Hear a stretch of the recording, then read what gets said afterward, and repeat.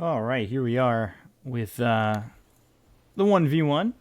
Viper up against Pudge. Felix Chalba up here up against YDS. It's King Gaming up against SAG, the first place team. The team's sitting here at 5-0 for CDA. Doing probably much better than people would have thought coming out of the qualifier, that's for sure. But I'm joined here by Winter to give you the action. We got 3 BO3s tonight. We're starting here a little bit earlier than we have in the past. I think we were starting 2 hours later with 2 BO3s, but the next 2 days we got 3 BO3s for you. Today it's SAG Keen Gaming, and then IG Newbie, and Aster Ocean. So it should be a fun day of Dota. Hopefully get some good 1v1s, some good BO3s, some stable internet. That's all I'm hoping for in these trying times. The battle begins. Ooh. Hold on, just gotta raise your volume a little bit.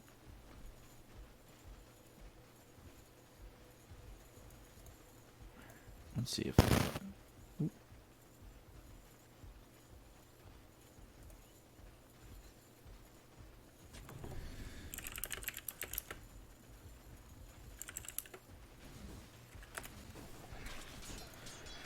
so let's see what this matchup holds. I was hoping it was going to be Pudge v Pudge, but I didn't exactly get a chance to see what the vote was going to be. I know the vote is held on basically the equivalent of Chinese Twitter and Facebook, and I thought BTS was running a couple of the votes, but I wasn't seeing them have any, or if those even mattered, those votes coming in. So Viper Pudge, I'm still waiting for a Pudge v Pudge lineup.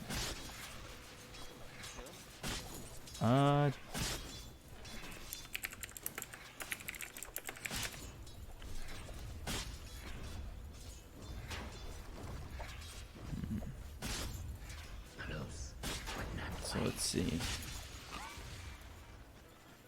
See what Felix Chalba can do up here up against YDS, who's gone 1 into the corrosive skin, 1 into the poison attack. Pudge holding a skill point so far.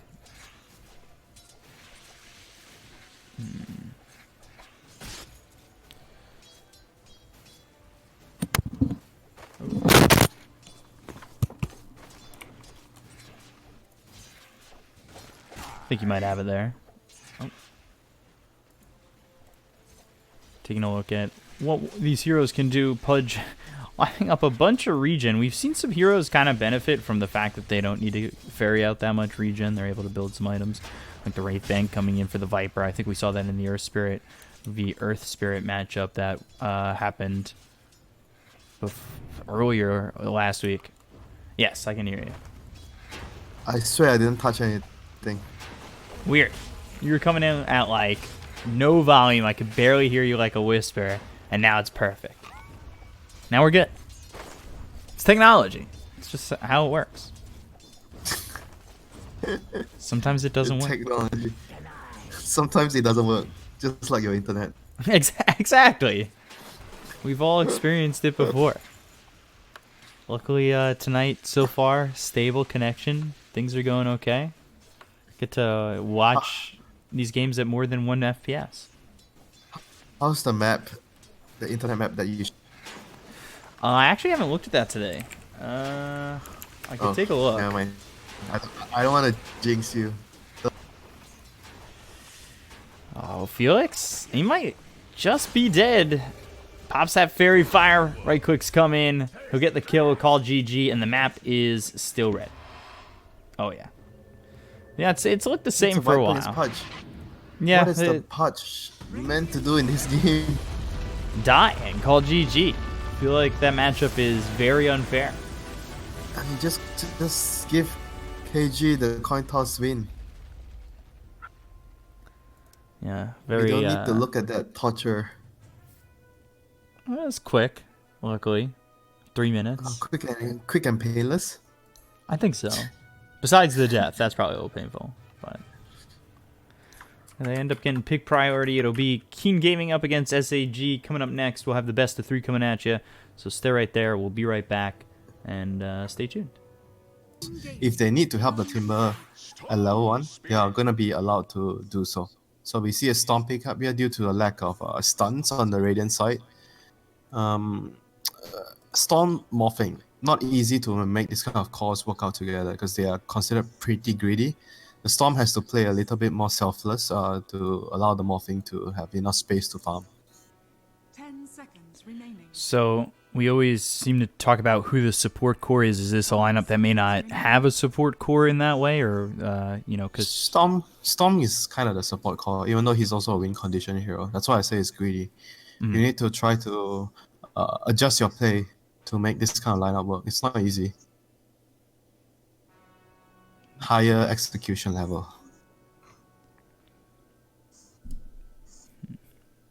And you know I'm a fan of having easy to execute stuff here. But then again, back to your point.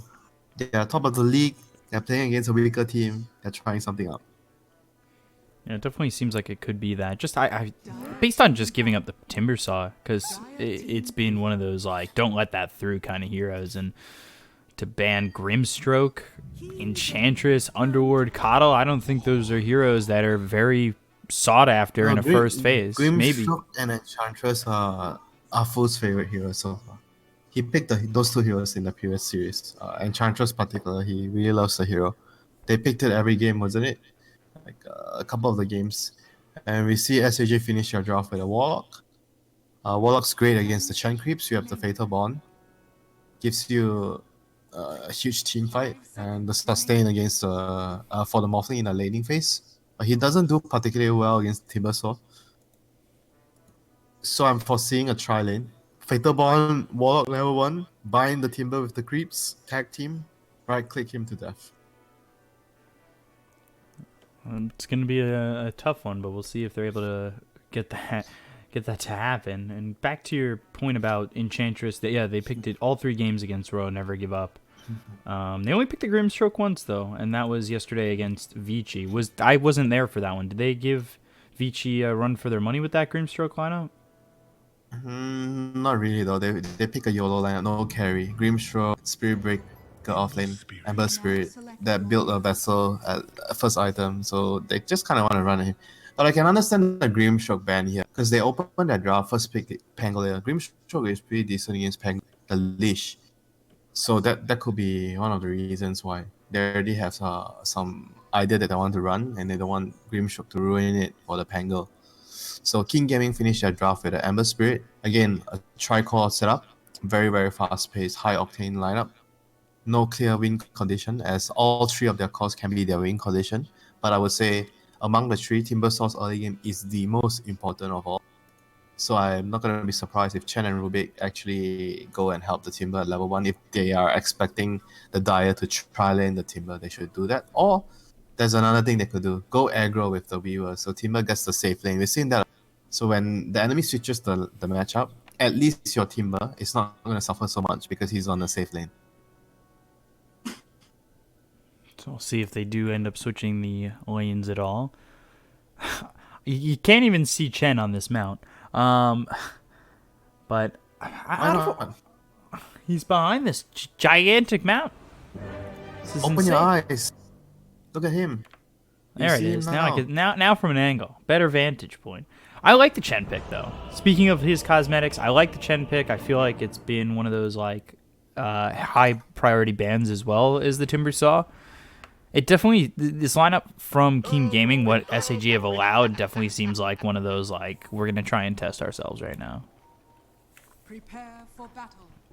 Well, welcome to the hyperbolic. Is that what you're saying? The hyperbolic chamber. Level 1. Super Saiyan, trying to break to Super Saiyan 3. Gotta get the long hair at Super Saiyan 3. Then it goes back to short at 4. And then Well, they are at like what was the strongest one?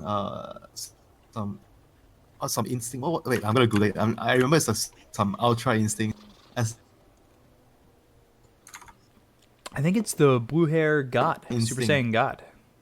Ultra Instinct. I don't know what's the name of it.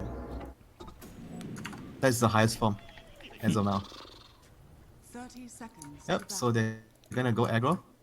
Timber should be going bot fairly soon. They are not fairly certain about the lane.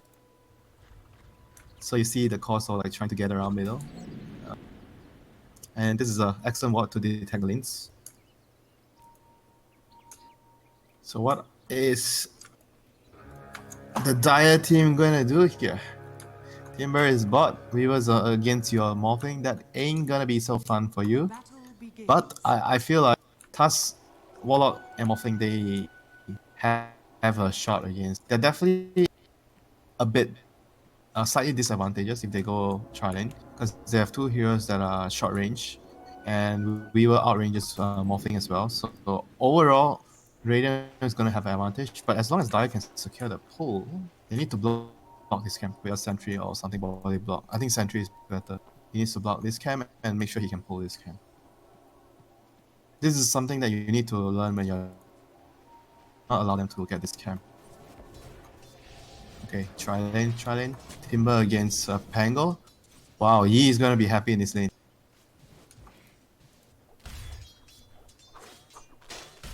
Who's gonna be happy? The Timber by himself? Yeah, Yi. Life and death. Life or he should put like a or in the middle of the name, you know, like life or death. Like when he puts life and death, life death, you know, it's actually just life death. Like, it doesn't mean. Okay, and then Yee's over mid, life death over bottom, SS. Oh, sorry, the storm is Yi. Okay, I met. The no, the Ember's Yi. Oh, Ember's Yi. All right. Yeah, SS is their offlaner, I believe, which is life or death, or life death. No or. You can call it life or death. It makes more sense if it's life or death. Guys, seriously. Logic is a thing in the players' nicknames, you know. You try to put logic in that because in the game there is no logic because Ember Spirit can kill Morphling. That does not make sense. Water puts out fire. So the tri-lane here commences. Felix is gonna block the camp. This is hugely important to secure the lane for the Morphling. He's doing okay now. Same CS as the Weaver, so that's great. That's really good for the Morphling. You want to pressure the Morphling by doing this to be happy, you know, with this aggro tri-lane. Especially a Weaver exchanging farm against Morphling, that's not what you want. You want to be making the Morphling poor. And mid lane should be Storm favor. This is just gonna be how it is right now. Ember's gonna lose out a little bit, and bottom Timber's gonna beat the Pango. So other lanes are one for Radiant, one for Dire. Mid lane is for Dire, bot lane is for Radiant, and top lane is going to be the crucial scene that decides who wins the early. What was the combination you said that takes out the Flame Guard early on from Storm? Because we saw this matchup yesterday, I believe. It was just the Overload with the Static Remnant that was enough. Yeah, but you cannot skill Vortex early. Actually, no, you still have enough because you get another Overload prop. Yeah, you have enough. You look at the shield at level 2. The shield at level 2 absorbs 220 magic damage. Your Remnant is 120. And you are landing 2 Overload charge. So it's just enough to break it. Just enough. Denied. Some players in the past used to just go 2 points in static Remnant and 2 in Overload, so you break it for sure. Ever since the change in Vortex that doesn't slow you, a lot of players are favoring getting Vortex. Just 1 point in Vortex in the lane. Good shards there. He's Rubik. stuck. He doesn't have telekinesis either. Maybe we'll get first blood. Yeah, an easy one there. I mean, once you don't have telekinesis, level 1 telekinesis, 34-second cooldown, and the fact that it's only a 0.8 lift duration. Yeah, that was a really good move by Dire. They realized that he was out of position. And I'm not sure if they saw the Chen. Chen went to control the runes, so Rubik was alone. So it was a good timing to strike for Dire. So seizing the opportunity and making the most of it. Did Morphin get the first blood? Oh no. No. Tusk got the. Yeah. So he's gonna be able to. Oh, so you gotta earn right away, I guess. Have 800 gold. Come back to the lane. Maybe bring some regen for the Morphling. Bring some regen for the walk. And bot lane, Pango is doing pretty well. Same CS as the teamer saw. That's great. I was kind of expecting the teamer to have a slight edge in this lane, like 60-40 at least. But it's 50-50 right now, so that's great for Pango.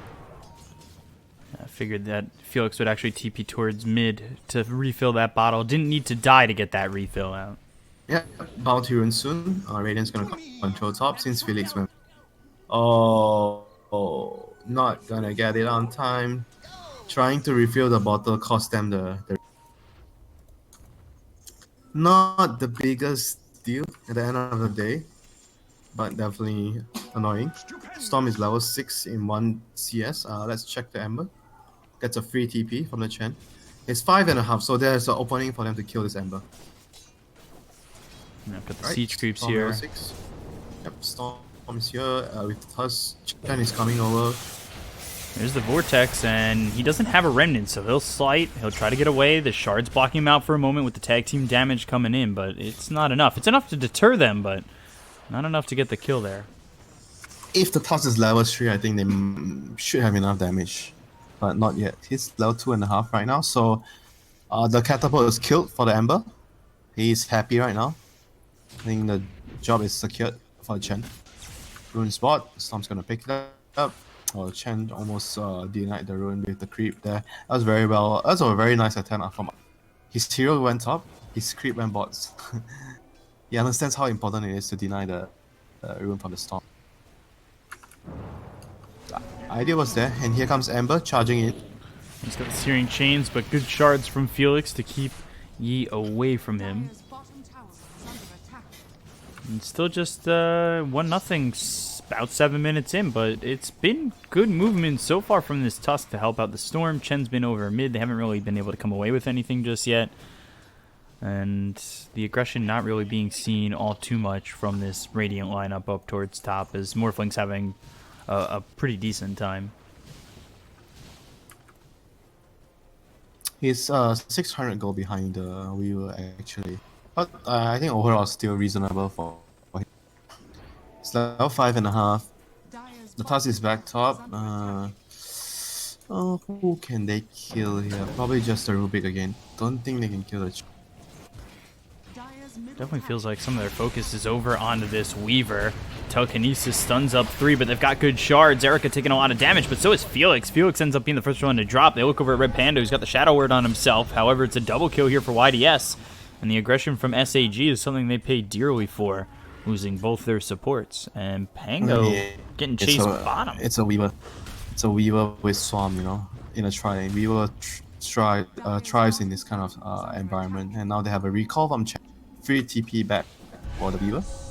And right onto this Morphling. Yes, so stick charge for away from if he needs to, but this Morphling is not feeling comfortable at all. I think the objective of this lane has been accomplished to slow down this Morphling so far. Radiant has been doing a really good job. Ember is slightly behind our Storm, that is to be expected. Like I said, the matchup is Storm. And Timber is also 300 gold ahead, very slightly ahead of the Pango. So everything is happening towards how. And here comes the rotation. Timber is stopped. He wants to kill this tower. He wants to stop the Morphling from farming. Morphling should TP away right now. He's still TPing to bot. Don't think Dai can do much about this tower. Dire's top tower is under attack. They're gonna try to get a. And who's TPing? Well, Chen's TPing. Wow. He has no divine favor. He doesn't have anybody He's to just recall. dead. He's just dead. Wow, he just tried to. He wanted to try to do what Radiant's bottom tower No Tail did at TI. Dire's top tower As a Chen, you just you convert a creep, you pull a wave back, so the wave goes away, but the creep died, and the enemy wouldn't be able to push the tower. So Ember's forced to come down here, Radiant's bottom tower is trying to hold this tower. They value this tower a lot, not wanting to give away anything free to the Morphling. I like this move, and Dire doesn't really have the heroes to just straight up kill the tower. They don't have a Centaur, they don't have a Death Prophet, so this is a good move by the Ember. You want to hold on to this tower as much as you can. Morphling into the Ember, looking over. There's the snowball, but Remnant away. It'll force him away from this tower, but back over He almost mid. cleared the whole creep wave. But the creeps are moving. Is under attack. Okay. He wanted to clear the way so that they couldn't push. He knew he was never gonna die there. The Timbersaw has a hood. He's really tanky. Outpost. Chen is gonna reclaim the bottom one. Dai is gonna have the top one, and Bounty Runes. Storm is gonna snatch the top rune, and bot rune seems to be snatched by the Tusk. Radiant structures are fortified. Got it. So a bit of an advantage there for SAG on that one. But meanwhile, mid, they glyph. They're trying to hold this tower at least, a little bit. But Dire's middle tower has ends with the tower going down with the double damage out on the Yi. So not much that SAG were willing to do there to try and stop this.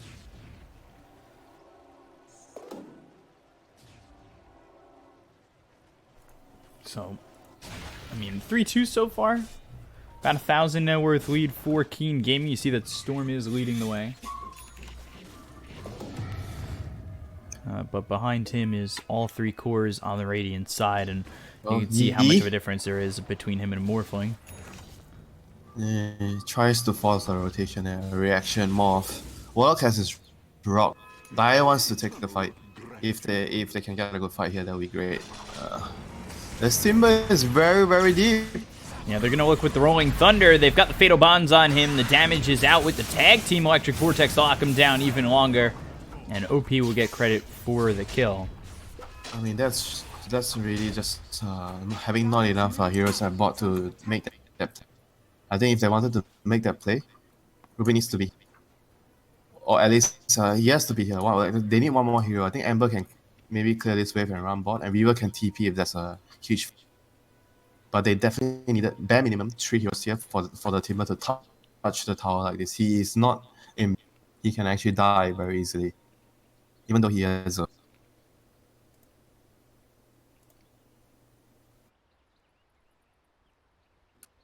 I mean, Chen is not even. Wow, Chen is level 4? What happened, Ben? Did you take his? Did you steal his experience? Radiant's top tower. I did. And it was on purpose. Did they give it to the Rubik? The Tome? They must have, right? Because Rubik's 6. Actually, speaking of Rubik, telekinesis out onto this Storm. They look over at YDS, Ball Lightning, and the Chaotic Offering committed to this. They will try to control this Ember, who throws a Remnant back. Steering chains come out. No. And, well, he's not really in much trouble. He wasn't very confident on triple remnant and burster, because the snowball actually gave him a little bit of the snowball stolen by the Rubik. He might have been able to get the kill there on the storm, but the Ember didn't really want to commit at the end, so wasn't gonna happen. So Timber still at bot. They need to bring one more hero. The Rubik has to go bot if they want to push the tower. If they want to get this tower, the Rubik needs to move bot. The Ember can connect anytime, and Weaver has a teleport and he has triple. So it's fine if both of them are the last heroes to arrive, but the Rubik has to be there. Look at the formation right now. There's something wrong, because they want to take this tower, but they don't have enough heroes. And this Rubik is trying to. He's not sure where he needs to be. And Ember is finally here, and now the Rubik takes the mid lane. This is not like. They're going to try again, but OP's got Rolling Thunder to start this shindig off. We'll see what the response is from Life and Death.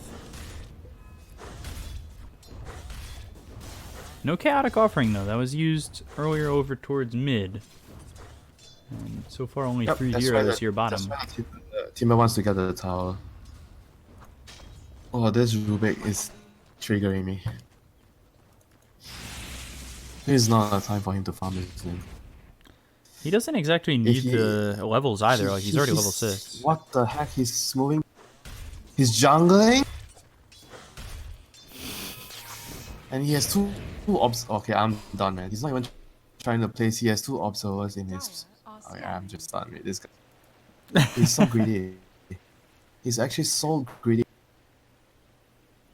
And look at this. There's nothing. There's no rock. But they can't push the tower. And I just don't know what to say. Just that But lack look at of an this, extra you know, hero. And they look- you know how tilting it is for the Timber and the chat if they don't want to come.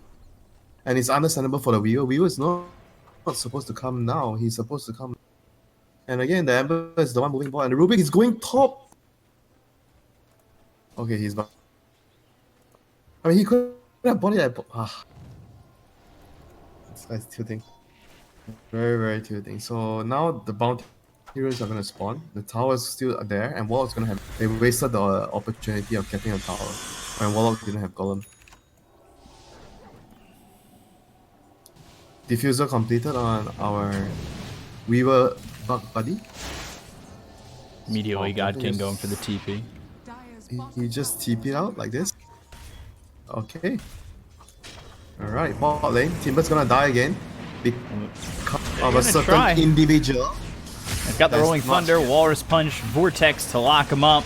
And Red Panda, he does have Chaotic Offering And a if bot. need be, and it will come down onto the Rubik as well as the Timber, but the Hand of God keeps him alive. The upheaval slowing down the Rubik with the Golem hitting on them, but now here comes the Ember. They get the kill into the Tusk. They start to turn this around in favor of Team Gaming. They look over at the Warlock, should be a second. And it will be, with everybody committing from Keen Gaming towards bottom, and that should finally give them the tier 1 that they've been looking for the past 4 or so minutes. tower is under attack. Oh, finally it happens. I mean, look at what the viewer and they did precisely what they needed to do. Come last, or come in when the fight is about to start. But the Rubik has to be there, like just to throw a lift. Very, very important. So a big win for Radiant. They get the tower and Rock is expanded. I'm not very sure if Dire can defend this tower though. I think this tower is probably gonna go. Actually, no, they're not committing. Well, I think they should though. There's no Rock. Never mind. Ember is going to go top to push out this wave. He wants to shove the lane. Rubik again, he should be with his team. Chen can recall the Ember. I see done. The Weaver and Timber are extremely powerful right now. The supports wants to stay. Ooh, binding in Oh, towards the Rubik. bomb. I don't know about that position. Alright, this seems like a high ground push, you know. Yeah, Felix, he might be dead as well. Remnants forward, Searing Chains, Shards unfortunately puts Felix on the opposite side of them into the hands of the Timber. Walrus Punch comes in, but he is dead very This quick. is high ground. Chen and Timbersaw, this is their timing. They are so. Dire's middle tower has fallen. Radiant structures are fortified. Radiant's bottom tower is under attack. They'll ping out Roche. Dire's middle tower is under attack. So instead of the high ground, they go for the Aegis. If they can secure it, Should be able to. Don't think Dire can arrive here on time. SAG has to try to wait for the Warlock Golem. Not much they can do right now. Scan just too late on that. No, I just don't think they have the tools, like you said, without the Chaotic Offering.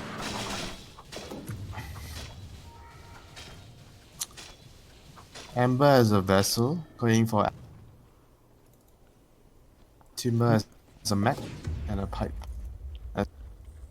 Chen as a Helm of Dom. I mean, if he doesn't have to build a mech, he could build a Solar Crest. That would be great. Or even a Vlads would be nice. Yeah, Vlads or Solar. That seems to be the more reasonable option because it's cheap. Radiant's middle They should just run high ground right now. They are so strong. There's no point for them to farm and just wait for any items. They are so freaking strong right now with the Chen. BKB is almost complete on Weaver. He can just get one wave and the tower and he should have the BKB. It is in a precarious position here. They might get sandwiched. Dire is running away. The Rubik and Chen are smoked over. This should be a high ground push by Ray.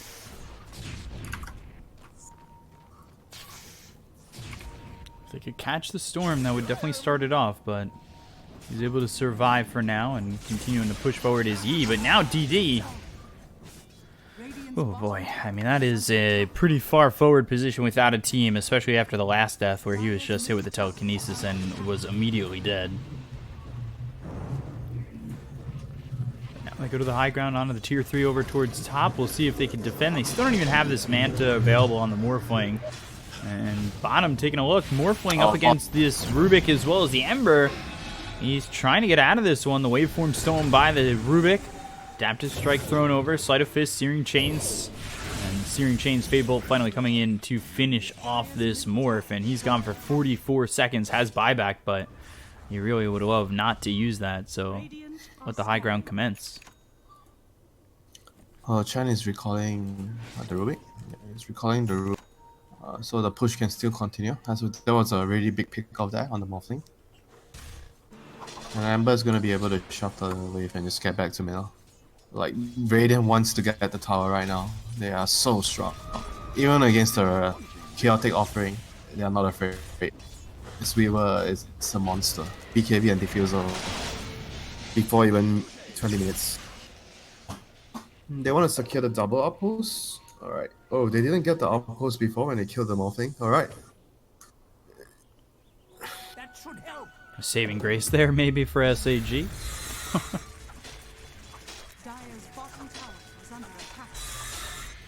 It's Rubik sitting at level 11. We should go for this. Wow. My thrift reward. This is really spiraled out of control for SAG, but again, we go back to the fact that it kind of looked like a lineup, or the lineup they wanted to go up against to try and test themselves. Chaotic Offering comes in, but it doesn't look like they're going to be able to save OP. Got the kill onto the Pangolier. Now they focus their attention onto the Rubik. They've got the Fatal Bonds, but is it going to be enough damage? They kill off Felix as well as God King. Down goes Red Panda. 4 heroes gone for the trade of just a Rubik. TD can only just walk back to the base. Under attack. Oh, this Rex is gonna go down. I think they should have enough time just for one Rex. I'm not sure about two.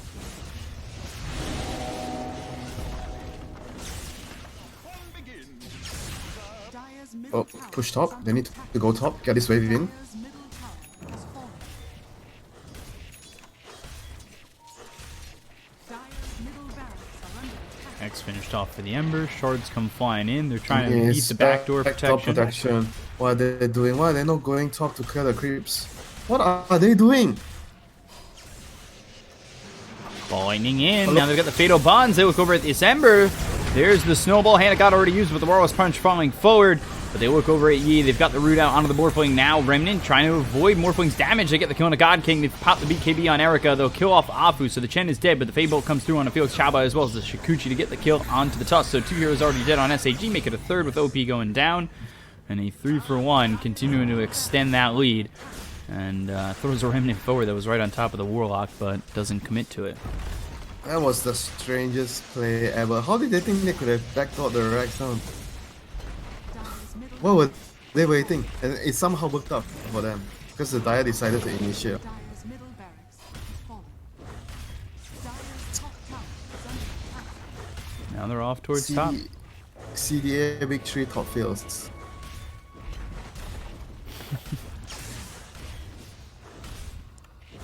Is that going to be in your top 5? Or top 3? Dire's top tower has fallen. Ah, they were For sure. hitting the Rex not for 3 seconds, but 10 seconds without realizing its backdoor protection is on.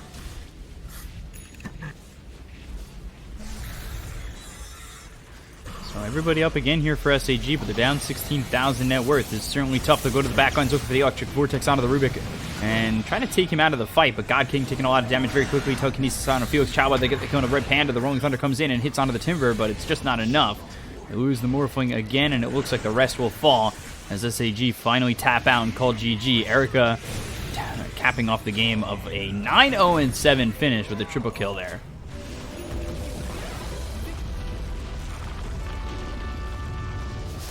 Seems like a tilty loss. Only one person called GG. Which is odd because if you're trying to experiment, if you're trying to, you know, go up against the Timber Saw, go up against those heroes that are banned for a reason, then you shouldn't get too upset about it. But, I mean, obviously we just, you know, figuring that maybe from a GG call from one of them. I mean, Morphling didn't even do anything. He went 0-4-1. I'm doing like extra detective work, trying to create some drama. The Reddit Trying post to is on its way. please Benjamin here. Oh, I'm not. I hate drama. I'm not about it. Wait, do your friends call you Ben or they call you Benjamin? It depends. You know how close they are. Usually Ben. So But, Benjamin is for your boss at work. I think more just my parents, more than anything. Oh, when they call you a full name, like when my wife calls me with my full name, I know I'm in trouble for whatever reason or something that I did wrong and that I did not know. What do you mean I did that? I didn't do that. Yeah, well, you're in trouble still. So King Gaming take an easy victory, 9-0-7 there for Erica. Timbersaw 1-1-14, and Yi 6-0-8. So a good job there from them. We'll see if SAG ban out the Timbersaw this time. Try to get themselves an easier matchup on in Game 2. We'll be back with that in just a second. Stay right there, as Game 2 coming up soon.